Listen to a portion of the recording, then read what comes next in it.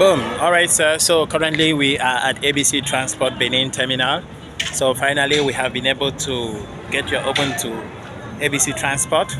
So the essence of this video is to show you how to mount and dismantle the fans and as well as the industrial burner. The reason for this is because we would have allowed everything properly set up before delivery, but we are a little bit not too sure about those that will receive the product over there.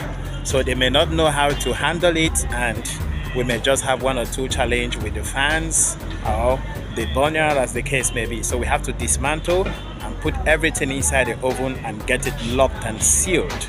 And by so doing, you are rest assured that your product is getting to you safe and sound and in good condition. It's very easy to mount, okay? There's no big deal about it. So this is ABC Transport Benin Terminal, and let me show you your oven, which I have already naked already, because I want to start with the fan proper right away. So boom, this is the fans. There are 4 fans, each of them. That's the first, second, this is the third one, and this is the fourth one. So that is how they look. This is the empty nature of the oven. The reason is because we have not loaded the racks. These are the racks here. So I had to remove all of that so that I can shoot a video on how to go about the procedure on dismantling and coupling. So I'm going to use one fan as a typical example, and that idea we go around the remaining 4 fans so that the video doesn't get too long. All right, so let me get the spanner. I think it should be somewhere here. Where did I drop the spanner? I think I will need my spanner. All right, good, here is it. So this spanner is very important. You need a spanner like this. Whichever that's going to mount it needs a spanner like this. This is a ring spanner, okay? And the size of the spanner is 6 and 7. That's 6 here and then 7 here. So actually we are using the 7 part, which is the bolt 7. So the first thing is to lose the fan. And once you lose the fan, the next thing is to remove the bolt. So losing the fan is not a big deal. The only thing there is, oh, the oven is moving. Let me lock it from the back. I don't want it to move while I am actually shooting this video. So that's sealed. That's sealed. So I want to lose the fans right now. So first is to use a screwdriver to grip this part of the fan. You see this knob here? So grip it with a screwdriver like this, just to avoid it from rotating. So once you grip, then you rotate this in an anti-clockwise direction until it loses completely. I'm a little bit finding it difficult to do that while shooting the video, but I'll do that. So can you see it very well? Yes. Yes, I need to put my hand across. Once I grip this, then I have to follow this anti-clockwise direction. Then loose until it falls off. Let's continue losing. Alright, so that is off. The same thing with this one off. Just touch it, then loose.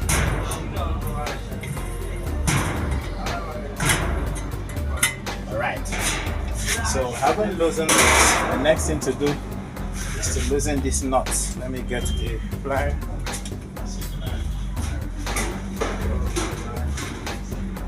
I have that ring spanner. So I'm going to use the ring spanner to loosen this nut. I just mounted 2 for the sake of demonstration. Normally it's supposed to be 4. 1, 2, 3, 4. So first you have a washer, then you have the nut you have to tight. So this is loosening. So I first remove it.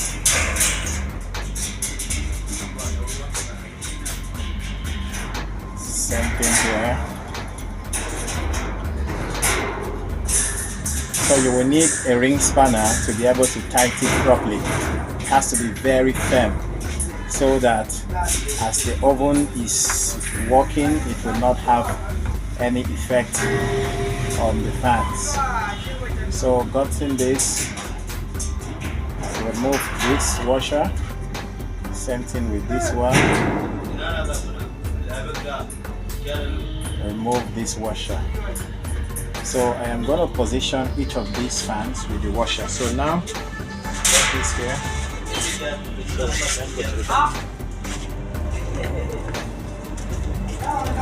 So this is the particular one I have loosened.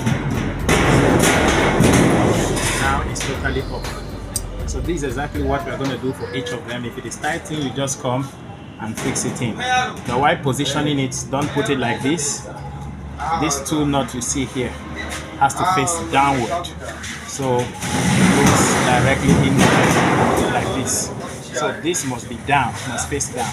In other words, this cable must face your left. So that is how to remove. Now for the connection, there are 4 fans. The 4 of the fans are easy to connect. This brown wire, and this is the blue wire, this is the earthen wire. So it can go with the 3 of them. So the electrician that will connect it knows how to do it, but let me explain for the sake of the video. So this brown wire will connect with this brown wire. That is more or less like a parallel connection right now. So connect this to this, and then connect this to this, blue to blue. And then you also connect yellow to yellow, this for earthing. And then you do the same for this one, blue to blue, brown to brown, yellow to yellow. Then connect the 3 together and then take it to your wall socket. So that will take them on at the same time and then off at the same time. So blue to blue, brown to brown, yellow to yellow. So that gets the job done. So once you remove, I'm going to fasten the nuts and the washer here, so that on arrival it will be easy for you to just loose and position. You are not expected to lose any of these nuts, because if you lose this nut, it will get the engine open and you may not be able to cover it the same way it's supposed to be. So your focus is just plug it in and then tie here, tie here, tie here, tie here, and tie your fan. For you to connect your fan is just to put it in and rotate anti-clockwise. Let me go back. So to tighten the fan is simple, as I have this, but before you tighten the fan, you first of all put your washer. This washer is stubborn to pick. So the first thing to do is to put your washer, 1, 2, 3, 4 washers, then put the nuts, tighten them to the end, and then you now take your fan. This fan is already designed in such a way that you don't need to lose here. So it's designed in such a way that you just go and screw in. And screwing it means screwing it clockwise. So just take it here. There is an internal screw in this hole here. So just take it in here, screw clockwise. You can also use a plier to hold it there. Then you can screw like this. You have to screw and screw and screw and screw until it gets to the point where it can no longer screw within. You're still able to screw, still able to screw, still screwing, still screwing, still screwing. Sorry, I think still screwing. I would have started this thing from under. So, good. At this point, it is now strong. It is now strong to move. Now that it's strong to move, that means it has gotten to the end. So to lose it, you just take it in the opposite direction, like this, until it falls off completely. Let me take it back again. Alright, so it has fallen off completely now. So no need losing here or losing here, as the case may be. So that is the fan. So the next thing is the burner. The burner has 2 nuts, one here and one over here.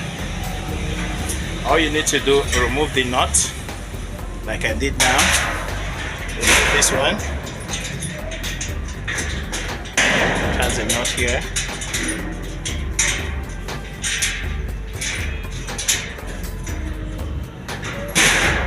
This one is a little bit stubborn.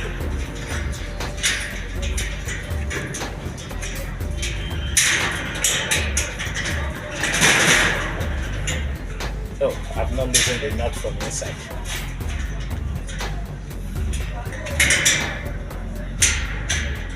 There's a nut inside.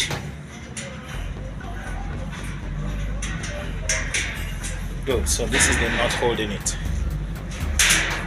So you look here, so this one will go through that hole and you fasten it with this nut. So this is the first and this is the second bolt. The next thing now is to remove this. Would have pulled it directly this way, but it won't work. The reason is because the back there has a flame controller which we have to remove. So let's go to the back.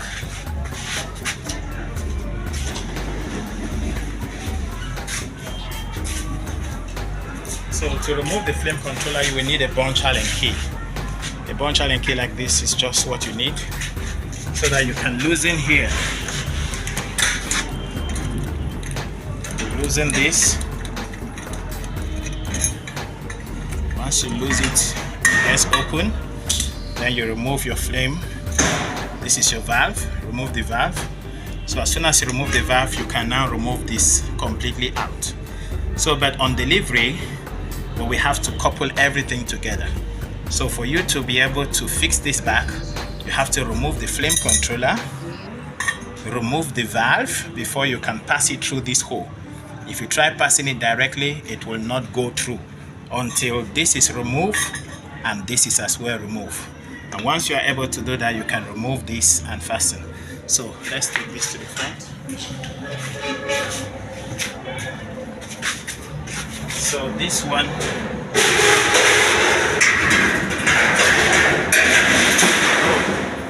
so this is the industrial burner, so it's totally off right now. So at this point, this is how it should be when you are putting it back, because we're going to fix in the flame controller and everything. Then these nuts, we're going to fasten it here just for it not to get meeting during the course of transportation.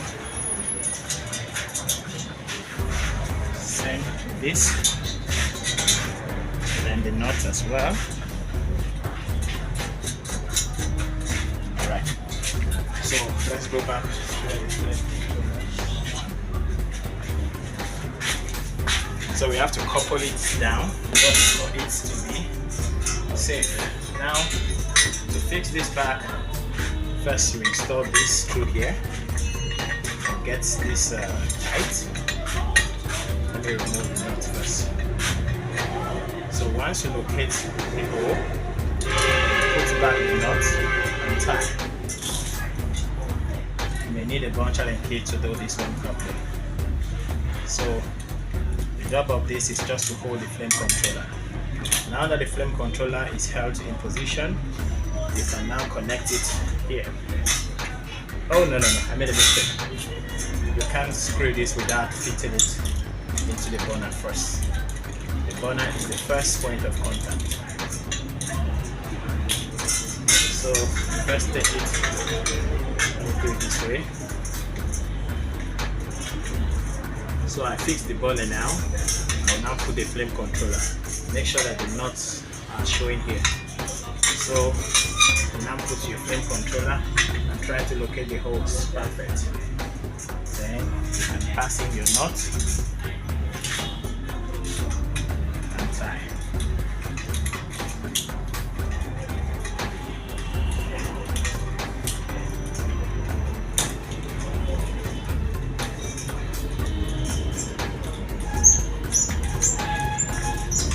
Alright, so that's perfect.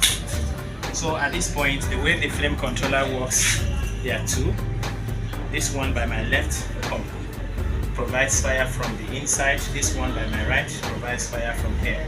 So if you put on your gas hose here, you can open both of them completely if you want both of them to light on at the same time. You can lock one. If you lock this one, it will prevent fire from coming on this side. If you lock this one, it prevents fire from coming from here. If you want everything, you put it on at the same time.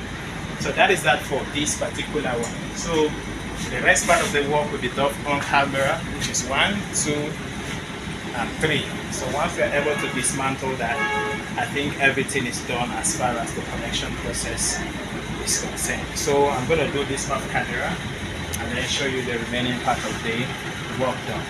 All right, thank you.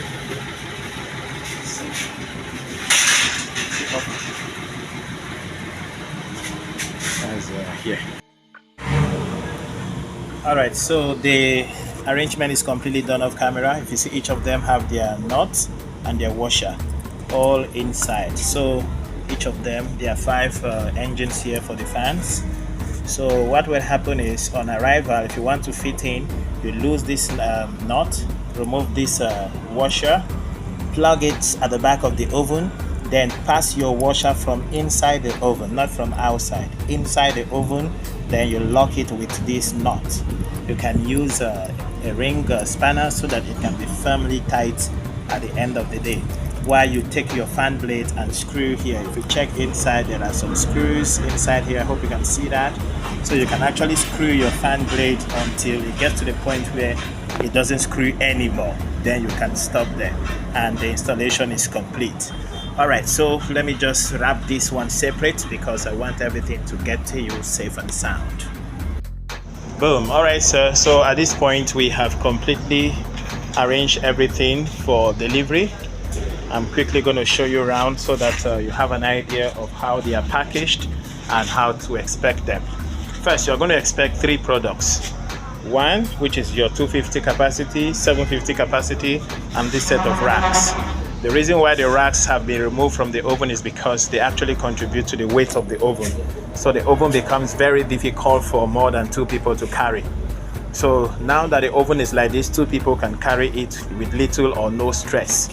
And we are also trying to make sure that the oven gets to you in safe and sound condition. That's why we are separating this. So this is going to be wrapped separately in a carton. This will be wrapped separately. This will also be wrapped separately. So a quick inventory of everything that we have here. These are the charcoal collectors for the 750 capacity. And then what you see here are the oil collectors. 1, 2, 3, 4, and 5. Let's take it again. 1, 2, 3, 4, and 5. 4 oil collectors for this particular capacity, and then 1 collector for that one extra. So this one has its own oil collector here.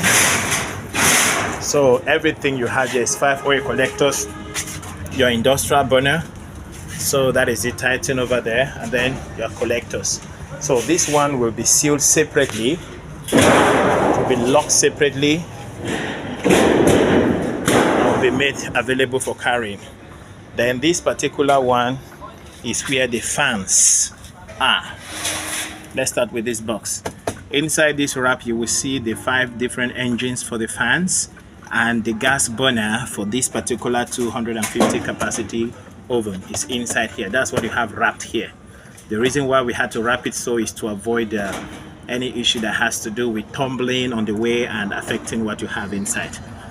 Then here are the 2 thermal gloves. This pair of gloves is for the bigger oven, while the other one is for the smaller oven. And inside one of these pairs, you will see your receipt, sir. So the receipt is just here. So you can always receive it as soon as it comes your way. So the oil collectors for these ones are in good shape. Then if you look at here, sorry, charcoal collectors. Then if you look at here, this is the oil collector. Inside the oil collectors, you see the fan blades. All of them are positioned here upside down so that they won't get twisted or tilted during the transportation time. So it's going to be erect and not disturbed. And then it comes with 1, 2, 3, 4, 5, 6, 7, 8, 9 racks. That is the number of racks for this 250 capacity. And then lastly, the nets for dehydration. You have 1 here, you have 2, you have 3, you have 4, you have 5, and then you have 6. So all the 6 of them have been positioned here. No one is inside here. So you requested 3 for this and 3 for this, so making it a total of 6. So that is everything for this particular oven. So this oven is also going to be closed and sealed. Let me just seal it immediately, because we have to seal it so that nothing gets missing from inside. So once we seal it like this, these keys, you are going to find it sellotape at the surface here. So when you are unwrapping the oven, removing the cartons and everything, you are going to see the key here, sellotape at the surface of the oven. So this key is for the smaller one. Then for this bigger oven, we will also seal it. Oh, it's not going to be easy. Okay. So seal this one as well. Let me take it from here.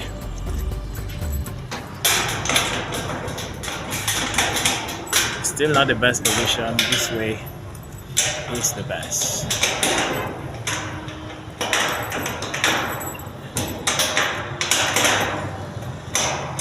It's a little bit hard for me to do that holding the phone at the same time. Okay, help me.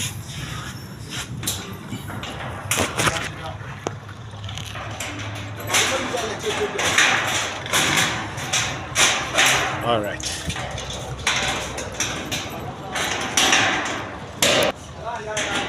Okay, perfect.